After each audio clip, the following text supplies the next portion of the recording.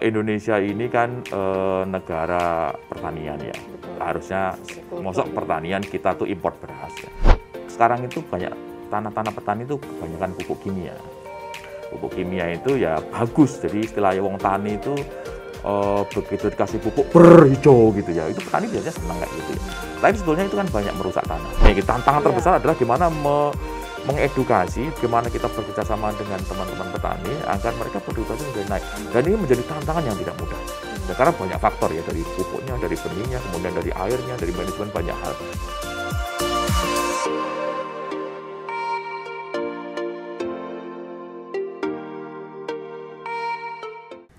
Assalamualaikum warahmatullahi wabarakatuh. Waalaikumsalam warahmatullahi wabarakatuh. Ya, Sobat BUMN Track, saat ini saya sedang di salah satu BUMN yang core bisnisnya khusus di pertanian. Nah, kita sekarang bicara tentang pertanian, mengingat ketahanan pangan merupakan salah satu gagasan Presiden Jokowi yang saat ini gencar untuk diwujudkan gitu. Nah, saya sudah berada dengan Pak Dirut, Direktur Utama PT Pertani Persero, dengan Pak Mariono. Apa kabar Pak Mariono? Alhamdulillah sehat walafiat. Sehat selalu ya Pak. Alhamdulillah. Nih, Pak Mariono waktunya cukup sibuk ya Pak ya, full sekali dari meeting ke meeting karena juga sedang persiapan holding itu ya Pak ya, atau klasterisasi holding pangan gitu. Pak Mariono, mungkin kita bisa bicara lebih banyak tentang ketahanan pangan Pak. Dan posisi petani atau komitmen petani terhadap target tersebut bagaimana Pak? Terima kasih Mbak. Jadi nanti ya kita itu mempunyai ada 9 BUMN. Ada 9 BUMN yang bergerak di sektor pangan. Jadi ada Pertani Sangyang Sri, itu bergeraknya sama, yaitu di pertanian ya. Kemudian ada Perinus Perindo, itu bergerak di pangan tapi protein, jadi ikan-ikanan lah. Kemudian ada gula itu RNI. Kemudian ada garam, PT Garam. Kemudian ada yang di trading dan logistik, BGR dan PPI. Nah, ini ke-9 BUMN ini akan bergabung menjadi satu holding pangan. Jadi nanti disinergikan dalam satu klaster, namanya klaster pangan yang dikomandani oleh PT RNI.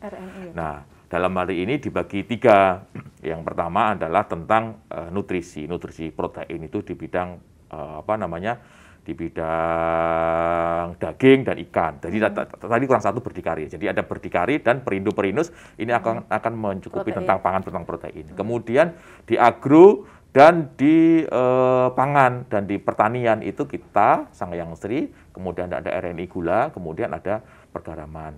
Dan satu yang di paling akhir yaitu tentang di trading, di logistik itu BGR dan berdikari. Nah, tugas kami Pertani dan SAS nanti kami akan di-merge menjadi satu. Dengan SAS kami digabung menjadi satu karena bisnis kami memang hampir sama, mirip sama. Nah, kami akan menjaga di sisi pertanian dan hortikultura. Jadi tugas kami nanti salah satunya adalah menjaga benih. Jadi Indonesia ini kan negara pertanian ya. Betul. Harusnya mosok pertanian kita tuh import beras ya. Nah, salah satu dari komponen terpenting dari pertanian adalah tentang benih. Nah, kami PT Pertani dan Sangyang Sri sekarang itu pemegang market share benih di Indonesia. Jadi marketnya paling besar adalah di kami. Jadi gimana kami bisa menyediakan benih-benih yang mutunya bagus, kemudian terjangkau oleh seluruhnya di petani gitu. Nah, terus yang kedua kami juga beras, selain Bulog ya. Kami juga mengolah beras kami akan tersebar di mana-mana. Kemudian yang paling terpenting lagi adalah teman-teman petani NTP-nya naik. Jadi kesejahteraan petani itu harus naik. Terjamin, itu yang tugas kami.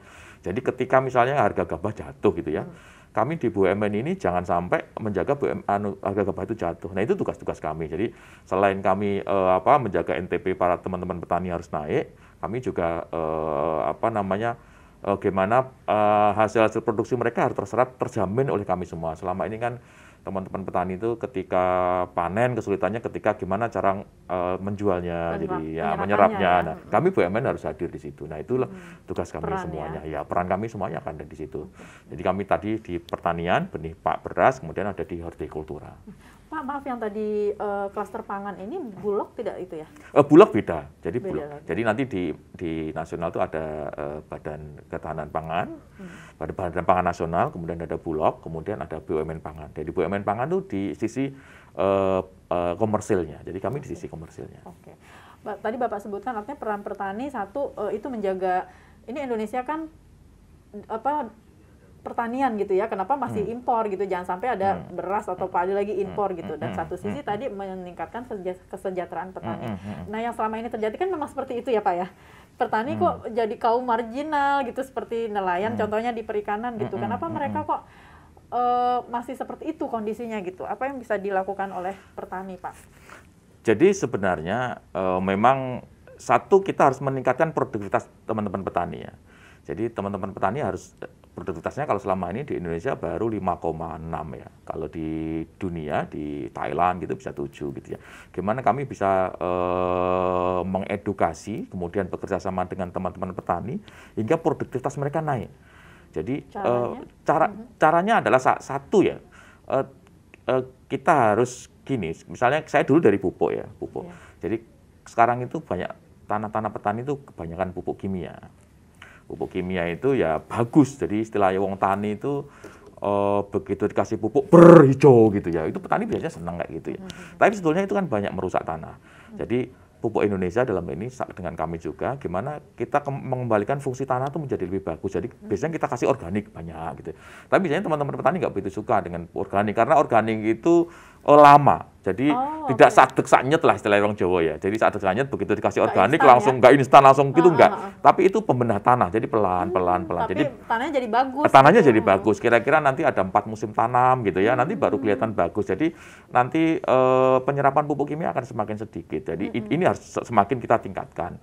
Terus yang kedua, memang kendala di kita adalah teman-teman petani ini kan sawahnya sawahnya itu terbatas ya, artinya cuma 0, sekian hektar gitu ya. Idealnya kalau bisa kita mekanisasi itu pasti lebih bagus. Jadi tapi mekanisasi kan syaratnya biasanya kan hamparannya luas gitu ya. Jadi kita pakai teknologi itu pasti nanti produktivitasnya juga naik. Nah ini BUMN Pangan dalam hal ini nanti kita korporitasi petani lah. Jadi petani-petani yang tanah hutan yang selama ini bekerja sama dengan kita nanti kita gabung jadi satu. Jadi seolah kita bekerja sama dengan mereka, kita mengedukasi para petani bagaimana cara meningkatkan produktivitas. Yang paling penting lagi adalah produk-produk mereka harus kita off-take. Gitu. Off-taker ya, jadi nggak bingung ketika panen mereka produknya serapnya kemana gitu. Berangnya kemana gitu. Nah itu harus kita jamin. Jadi nanti model bisnis kami itu kan kami harus bekerja sama dengan kapotan itu, dan kita bisa jadi kita lock di depan gitu. Jadi kita lock di depan, misalnya kita lock harga panennya udah ketika harga pasar jatuh, kamu tetap saya beli 4.500 misalnya gitu ya. Kita lock di situ. Kan HPP petani itu padi itu kira-kira kan sekarang 3.800 sampai 3.600, 3.600 sampai 3.800. Jadi ketika harga gabah di bawah itu petani pasti rugi. Jadi nanti bisa kita lock di depan bahwa harganya 4.200. Begitu kan kami bisa menghitung di hilirnya aja. Jadi petani harus kita ikutkan seperti itu, jadi dijamin gitu ya. Insya Allah itu menjadi lebih bagus, termasuk benihnya. Jadi benihnya pakai benih yang bagus ya, gitu akan menjadi lebih baik. Gitu intinya sih. Itu diperkuat tadi dengan yang merger tadi ya Pak ya? Betul, dengan merger, dengan Sayang Sri, betul. Itu persiapan sendiri bagaimana Pak merger itu Pak? Merger sekarang sudah tahap mau RPP, jadi rancangan penggabungan perusahaan, sudah insya Allah nanti sebentar lagi, kalau nggak sampai, mungkin di pertengahan September insya Allah kita sudah mulai bergabung dengan Sayang Sri, agar kami tidak tumbang tindih bisnisnya. Dan seberapa kuat lagi Pak ketika ini dua perusahaan ini dijadikan satu, tadi yang mirip tadi ini dijadikan satu, untuk mendukung ketahanan pangan ini berhasil itu Pak? Seperti yang dijelaskan tadi ya, jadi selama ini Sayang Sri bisnisnya banyak di benih, di sangat hulu. Kalau petani hulu dan ada di hilirnya. Ya. Nah, sekarang dari kapasitas produksi, kami berdua itu saat ini pun kami pemegang market share benih padi nasional. Ya. Ya. Nanti begitu nanti digabung, potensi benih kami sangat besar sekali. Jadi nanti benih-benih yang tersebar di lapangan itu benar-benar benih-benih yang bermutu yang dikeluarkan oleh kami berdua. Jadi insya Allah dengan hadirnya kami pasti akan menyediakan benih-benih yang baik untuk para teman-teman petani. Dan pastinya dengan harga yang terjangkau ya. Betul. Terus yang kedua, kami juga di sisi hilir, kami mempunyai produk-produk beras.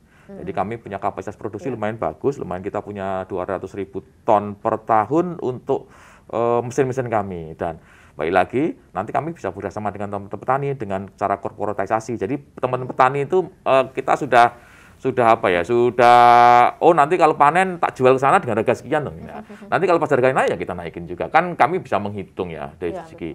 Ya intinya itu Mbak, jadi intinya bagaimana bisnis kami tidak hanya menguntungkan kami pribadi, tapi juga menguntungkan para teman-teman petani. Pada intinya adalah NTP petani, nilai tukar petani itu harus naik sih. Gitu, iya. Baik, Pak, ini tersebar merata ya Pak ya di seluruh Indonesia. Oh iya, jadi, merata di Indonesia. Untuk kesejahteraan petani, betul. juga untuk keberhasilan program ini, jadi tersebar gitu betul, di daerah. Betul. Baik, Pak, untuk menuju ke sana kan dibutuhkan tadi teknologi informasi dan inovasi yang kuat gitu Pak. Nah, apa yang sudah diterapkan oleh petani di bidang hal tersebut? Jadi PT Pertani itu sekarang harus mentransformasi diri. Jadi PT Pertani yang pertama adalah kami harus mentransformasi dari bisnis. Jadi bisnis kami, gimana cara kami berbisnis. Jadi kita harus melakukan business transformation. Yang kedua, kami harus melakukan transformasi dari produk dan channel. Terus yang ketiga, kami harus mentransformasi dari budaya. Yang pertama adalah bisnis. Jadi gimana kami berbisnis. Nah, PT Pertani selama ini yang berlangsung, kita itu beli putus. Jadi kita beli putus. Beli putus itu dalam artian apa ya? Dalam artian ya udahlah ada beras harga sekian kami beli dari panen. Nah, ini yang baik lagi Mbak seperti tadi, ini tidak menguntungkan dari kedua belah pihak. Baik lagi bisnis petani ini adalah bisnis komoditas. Komoditas itu cuma dua, murah-murahan, gitu. Murah-murahan pasti yang lebih murah pasti diambil. Kemudian dari quality kan gitu kan. Ya, cuma itu kalau katakanlah beras yang lebih murah mana yang saya beli kan gitu kan. Beras mana yang kualitasnya lebih bagus saya beli gitu. Enggak ada kan istilah brand yang paling bagus gitu ya. Pasti brand oke lah, nanti akan kepercayaan, tapi itu yang intinya. Nah, sekarang dari perusahaan kami, perusahaan Pertani, kami akan mentransformasi gimana menghasilkan harga itu paling murah. Nah, paling murah salah satunya adalah kita dengan bekerja sama, berkolaborasi dengan petani. Petani untung dalam artian mereka dapat kepastian harga. Kami juga untung karena kami bisa direct ke teman petani sehingga harga kami tidak kena banyak sekat gitu. Kalau dulu kan dari petani kena apa baru petani gitu ya. Kalau nanti petani langsung dengan kita gitu loh. Berarti kita sudah bisa memotong sekian rantai. Nah, sekian rantai inilah yang bisa kita bagi bersama. Kami dapat HPP kami lebih murah, petani juga naik kan gitu kan, karena mereka dapat kepastian harga pasok yang tidak menguntungkan mereka. Itu dari segi itu. Kemudian dari bisnis transformasi kita juga organisasi. Jadi organisasi kita akan kita transformasi. Kalau dulu kita production ya, kita dulu memproduksi, tapi kita tidak berpikir tentang menjual. Sekarang kita harus membuat organisasi menjadi lebih tertata ya, tertata. Kemudian yang kedua adalah transformasi yang bisnis tadi adalah tentang IT yang jenengan tanya tadi. Gimana IT itu bisa menjadi backbone kita. Memang ini masih kita bangun dan ini butuh waktu. Mungkin nanti di tahun 2024 baru bisa bagus ya. IT itu misalnya kayak gini. Jadi gimana teman-teman kita di pupuk itu bisa langsung terkonek di handphone kita. Katakanlah suatu ketika, padi itu kok kuning gitu ya, kurang apa, kurang suatu ketika, kamu kurang N, ini masih kita bangun. Tapi itu butuh waktu lama, karena memang sekali lagi, kalau kita melibatkan teknologi, itu memang melibatkan harus luasan yang agak lebar, agar nendang lah hasilnya gitu. Jadi teknologi butuh uang ya, suatu ketika ya kita harus impas dengan apa yang kita invest. Jadi itu yang kita lakukan. R&D-nya harus itu kira-kira. Terus transformasi yang ketiga tentang produk dan channel. Ini harus kita lakukan. Jadi produk-produk baru dari kita yang dilakukan petani sekarang apa? Meluncurkan produk-produk baru yang selama ini menjadi limbah. Jadi kami kemarin itu sudah bekerja sama dengan balai-balai litbang, penelitian-penelitian universitas dan balai-balai. Itu gimana hal-hal yang selama ini menjadi waste di kita, menjadi cost center, kita menjadi revenue center. Kemarin kita akan meluncurkan satu produk yang namanya pupuk silika. Pupuk silika kita tidak ingin menyaingi pupuk Indonesia ya, tapi pupuk Indonesia biar bergerak di pupuk sendiri, kita akan bergerak di pupuk yang lain. Karena kami mempunyai waste namanya waste sekam. Jadi salah satu produk dari RMU, dari penggilingan padi itu sekam. Sekam itu kulitnya lah, padi itu. Nah, itu ketika dijadiin beras itu pasti sekamnya akan ada gitu. Nah, sekam selama ini dibuang. Paling banter cuma dikasihkan bahan bakar. Bahan bakar, ya oke lah kita akan mengurangi cost kita untuk dryer, untuk mengeringkan. Tapi setelah jadi abu nanti akan kita olah menjadi pupuk silika. Dan pupuk silika ini sangat dibutuhkan oleh tanaman. Karena begitu pupuk silika itu istilahnya membuat tanaman itu menjadi tidak rentan terhadap penyakit. Jadi batangnya menjadi kuat. Kemudian dia akan membuat fotosintesis menjadi lebih bagus karena batangnya kuat, kemudian untuk air, gitu, menjaga air di dalamnya. Nah, ini akan kita kembangkan, potensinya cukup besar kalau selama ini kita mengeluarkan uang untuk itu, nanti kita dapat revenue selama ini saja kita mempunyai kira-kira hampir 700 miliaran dari situ. Dari limbah penggilingan beras. Dari limbah penggilingan beras. Padi ya. Penggilingan beras. Penggilingan padi sudah di beras nggak digiling meneh. Iya, jadi masuk perut ya, Pak. Terus yang ketiga adalah tadi transformasinya adalah transformasi budaya. Jadi budaya. Kalau selama ini belum selesai. Tadi ada produk dan channel. Selama ini teman-teman kita itu bergeraknya di pasar-pasar yang kalau benih itu masih kita pasar pemerintah, bantuan. Nanti kita harus bergerak di dunia nyata. Komersil. Dunia nyata itu komersil. Dan sekarang sudah mulai dirintis.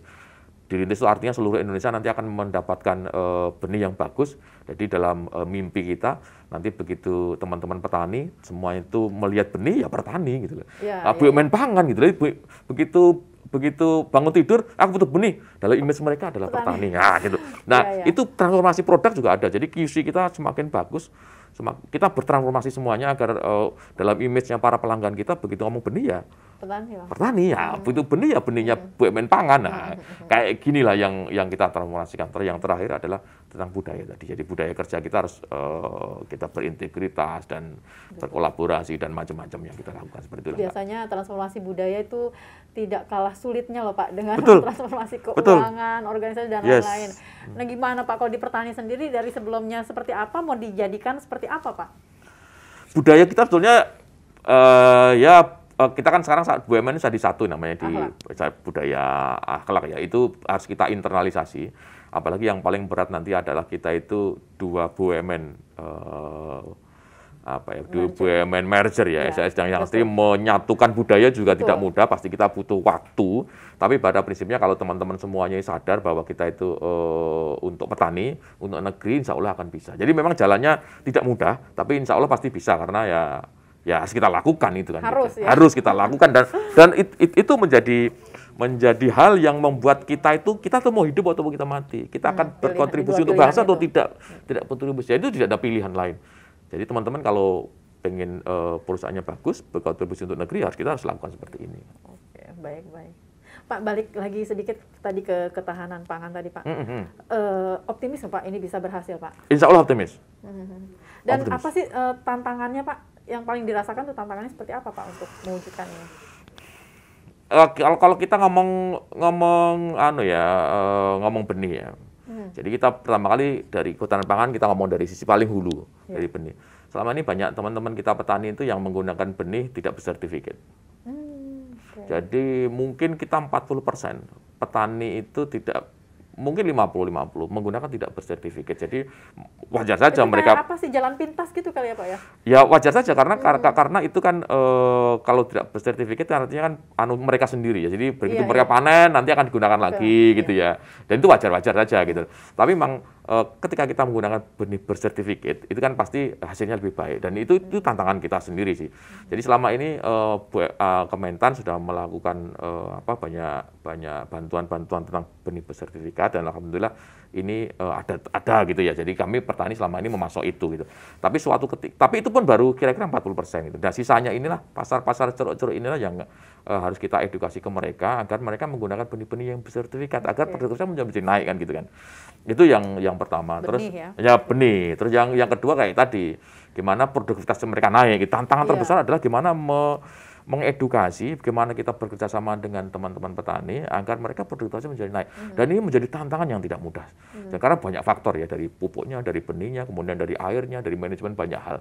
Dan kita mulai dari yang kecil. Mulai yang kecil artinya apa? Perusahaan ini adalah kita akan bekerja sama dengan petani dengan cara apa? Kita berkolaborasi dengan mereka. Gapoktan. Selama ini sudah terama di benih. Nanti produk benih selama ini kita serap. Jadi kita tuh sudah bekerja sama dengan hampir 20.000 hektar seluruh Indonesia. Kita bekerja sama dengan Gapoktan untuk benih dan beras kita. Jadi kita kerjasama dengan mereka. Nah, nanti akan kalau ini pasarnya semakin luas ya, nanti kita akan bekerjasama dengan banyak pihak ya. Begitu banyak pihak, nanti pasti kita jamin. Begitu jamin kita jamin offtake gitu ya dengan harga tertentu, pasti mereka juga suka. Nah, ini kampanye seperti ini harus kita lakukan agar sawah kita menjadi bagus gitu ya. Sawah kita jangan sampai over pupuk kimia gitu ya. Jadi kembali lagi itu anak cucu kita ya suatu ketika ya.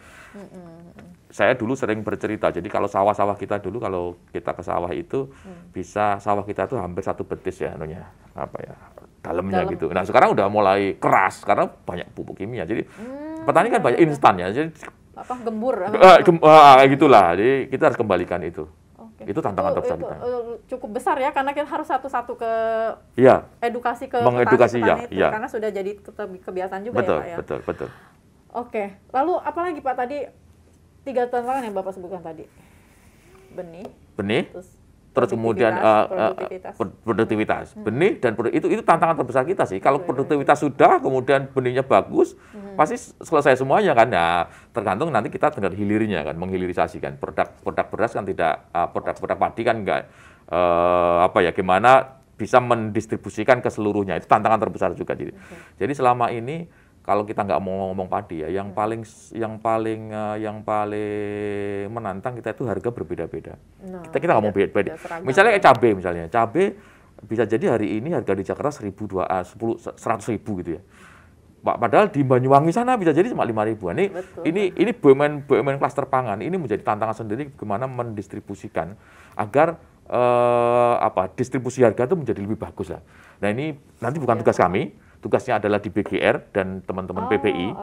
Bukan di kami tugasnya. Jadi kami nanti akan menyediakan cabenya, kemudian kami seluruh Indonesia ya, produknya, kemudian mendistribusikan teman-teman ini yang perdagangan itulah.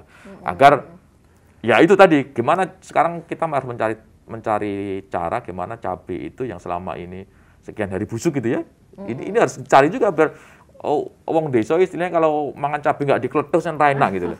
Padahal di mana-mana sebetulnya cabai itu kan bisa jadi di cabai pasta, cabai kering, cabai macam-macam sama-sama pedesnya sebetulnya kan. Tapi orang kita itu kalau mangan bala-bala nggak cabainya cabai ketus kan. Nah, ini tantangan tersendiri bagi kita sebetulnya gimana cara menciptakan teknologi agar cabai itu bisa dikeletus di sumbernya, bisa dikeletus di sini, kemudian bisa dikeletus di Sulawesi dengan harga yang hampir sama. Ini tantangan terbesar. Ini tantangan terbesar ini dan ini tidak mudah. Untuk harga ya. Jadi tadi bukan hanya dari produksi, dari benih, tapi penyeragaman harga dari Sabang sampai Merauke itu juga. Yes. BBM aja bisa satu harga ya Pak?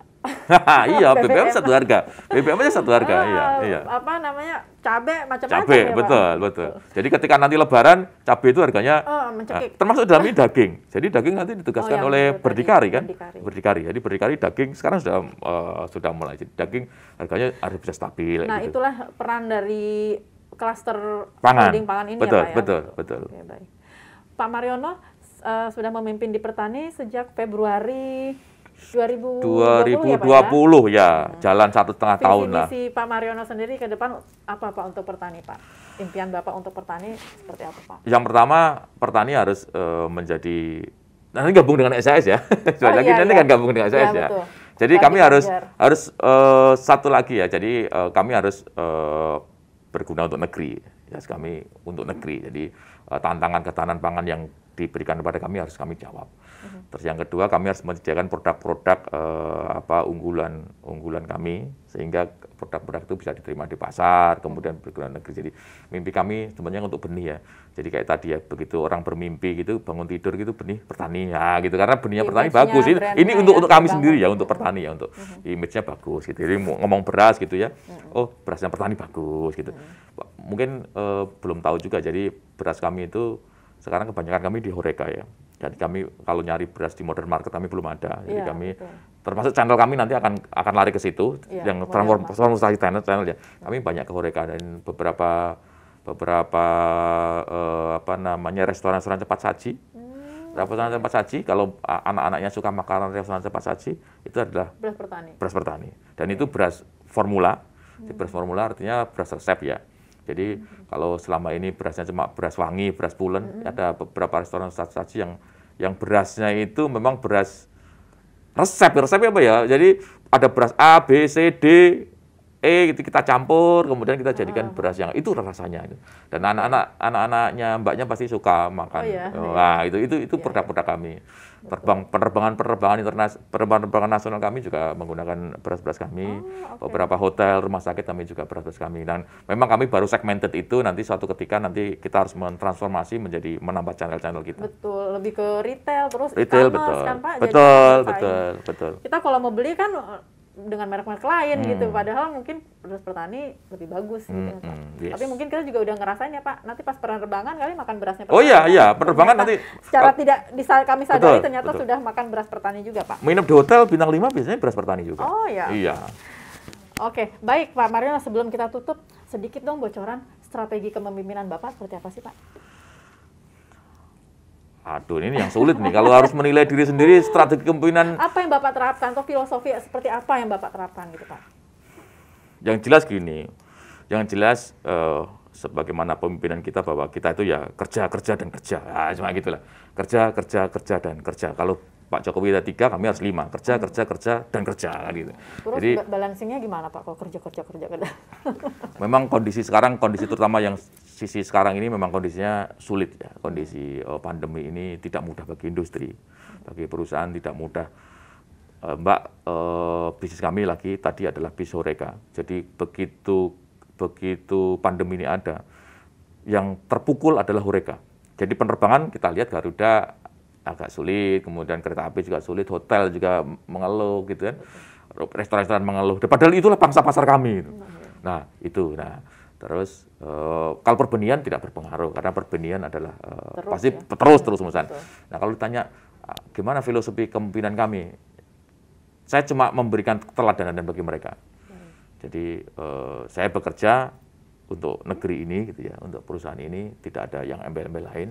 Kemudian kita harus memperbaiki perusahaan kita menjadi lebih baik. Jadi saya hanya memberi contoh. Jadi kalau guru kencing berlari, murid kencing berdiri sambil berlari gitu ya. Nah, saya mengharapkan tidak itu. Jadi saya mengambil saya bahwa saya memimpin seperti ini gitu ya. Saya menjadi role model bagi teman-teman semuanya. Insya Allah ini menjadi bagi teman semua. Nah, terus saya lebih banyak mendengar. Dan kebiasaan saya itu saya lebih suka bertatap muka. Jadi hampir semua cabang Pertani itu saya kunjungin. Bahkan ada beberapa cabang Pertani yang bilang, waduh Pak, seumur-umur saya baru dikunjungi ini direktur gitu ya. Saya nggak apa-apa, saya mendengarkan mereka, apa keluhan mereka, saya dengarkan. Kemudian ini loh yang perusahaan kita harus gini. Dan biasanya itu mereka tergugah, oh ya Pak harus ini ya Pak gitu. Betul. Nah itu saya kayak gitu. Jadi saya berusaha mendekat dengan karyawan. Model kepemimpinan saya yang terakhir adalah saya orangnya tidak feodal. Tidak feodal. Sekretaris sektor saya itu tidak pernah takut dengan saya. Karyawan saya itu begitu saya marahin tiap hari, nggak ada yang takut dengan saya. Karena apa ya, begitu kita align gitu ya, kita ngobrol, bisnis kita harus gini gitu. Habis itu kita ya berteman gitu loh. Ngapain lagi sih, wong kita tuh jabatan itu hanya sementara gitu loh.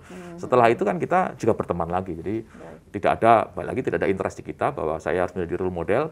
Terus yang kedua, kami harus banyak mendengar, bergabung dengan mendengarkan seluruh karyawan yang maunya apa. Terus yang ketiga ya kita jangan feodal. Ya kita mengelola perusahaan ini bareng-bareng. Biasa kami memanggil bro gitu ya. Biasa itu ya. Bahkan saya orang saya digedekan di Jawa Timur, teman-teman ini mungkin nggak biasa. Saya itu biasa kalau masuk kantor, gitu, teriak gitu hampir semua. Itu saya semenjak di Pupuk Ujang, itu biasa teriak, jadi biasa gitu. Jadi teman-teman tuh biar apa ya? Pak semangat Di, gitu semangat, terus Pak Diri tuh kok enggak jangan berjarak terus gitu berjarak sampai di takut gitu. Biasanya kalau saya berkunjung daerah itu saya tidak pernah hampir tidak mau ditemani. Saya hampir tidak mau ditemenin, hampir mau dijemput, tidak mau yang katakanlah saya nggak tahu tempat terus banyak orang protokoler enggak lah, saya nggak gitu, saya bukan presiden, nggak ada yang akan menembak saya gitu kan, ngapain itu, nggak bisa ambil duit, kamu kerja aja lah. Benar-benar berbaur ya Pak. Benar-benar berbaur lah. Luar biasa Pak Mariono ini kepemimpinannya sangat akrab gitu ya dengan karyawan, staff juga jadi pada akrab dengan Bapak ya. Akrab sih, sangat akrab sekali. Bahkan ejek-ejekan, saya itu sering diejekin sama sektor saya. Kalau mereka santai gitu, jadi mereka akan lebih mudah untuk bekerja lebih baik, untuk lebih profesional gitu. Baik Pak Mariono, ini juga seru nih ngobrolnya dengan Pak Mariono. Jadi banyak sekali tadi yang sudah kita dengar tentang ketahanan pangan, bagaimana nanti Pertani ataupun nanti ketika sudah di merger, publik tuh akan ingat gitu ya, image-nya ya Pak, ketika benih langsung petani, ketika beras dan lain-lain langsung petani gitu. Mudah-mudahan dengan gaya kepemimpinan Bapak yang membaur seperti ini Pak, yang memberikan contoh teladan akan lebih mudah untuk mencapai visi misi perusahaan ke depan. Amin. Terima kasih Pak Mariono. Terima kasih Mbak, Sehat selalu, makasih. Baik Sobat Womentrek, sampai ketemu di lain waktu. Selamat siang.